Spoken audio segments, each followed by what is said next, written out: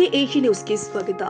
ಹೋಳಿ ಹಬ್ಬ ಹಾಗೂ ರಂಜಾನ್ ಹಬ್ಬದ ನಿಮಿತ್ತವಾಗಿ ಯರಗಟ್ಟಿ ಪಟ್ಟಣದಲ್ಲಿ ಪೊಲೀಸ್ ಇಲಾಖೆಯಿಂದ ಯರಗಟ್ಟಿ ಪೊಲೀಸ್ ಠಾಣೆ ಆವರಣದಲ್ಲಿ ಶಾಂತಿ ಸಭೆ ನಡೆಸಲಾಗಿದೆ.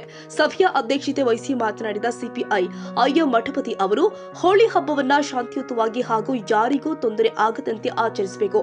ಸಾರ್ವಜನಿಕ ಶಾಂತಿ ಭಂಗಪಡಿಸುವವರ ವಿರುದ್ಧ ಕಠಿಣ ಕ್ರಮ ಕೈಗೊಳ್ಳಲಾಗುತ್ತೆ ಅಂತ ಎಚ್ಚರಿಕೆ ಕೊಟ್ಟಿದ್ದಾರೆ.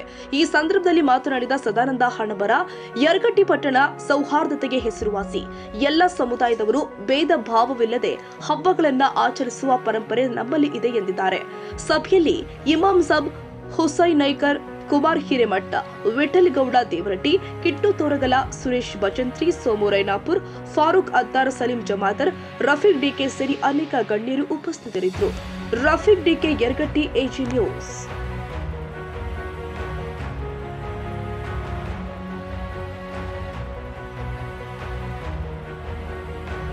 ಕನ್ನಡಿಗರ ಮೆಚ್ಚಿನ ನಿಮ್ಮ ಎಜೆ 24/7 ನ್ಯೂಸ್ ಕನ್ನಡ ವಾಹಿನಿ ಇದೀಗ ಟಿವಿಯಲ್ಲಿ ಲಭ್ಯ.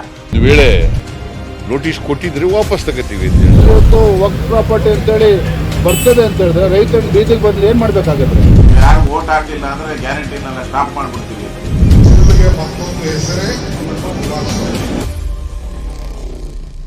ಕರ್ನಾಟಕ ಮತ್ತು ದೇಶ ವಿದೇಶ 360 ಡಿಗ್ರಿ ಸುದ್ದಿ ಹಾಗೂ ಉತ್ತರ ಕರ್ನಾಟಕ, ಬೆಳಗಾವಿ, ಬಾಗಲಕೋಟೆ, ಧಾರವಾಡ, ಹಾವೇರಿ, ಗದಗ, ಬಿಜಾಪುರ ಜಿಲ್ಲೆಯ ಕ್ಷಣ ಕ್ಷಣದ ವಿವರವನ್ನ ಪಡೆಯುವುದಕ್ಕೆ ಎಜೆ 24/7 ನ್ಯೂಸ್ ಕನ್ನಡ ವಾಹಿನಿಯನ್ನ ಲೈಕ್ ಮಾಡಿ, ವಿಡಿಯೋಗಳನ್ನ ಶೇರ್ ಮಾಡಿ, ಕಮೆಂಟ್ ಮಾಡುವ ಮೂಲಕ ನಮ್ಮ ವಾಹಿನಿಗೆ ಸಹಕಾರ ನೀಡಿ ಮತ್ತು ಚಾನೆಲ್ ಅನ್ನ ಸಬ್ಸ್ಕ್ರೈಬ್ ಮಾಡಿ. ಧನ್ಯವಾದಗಳು.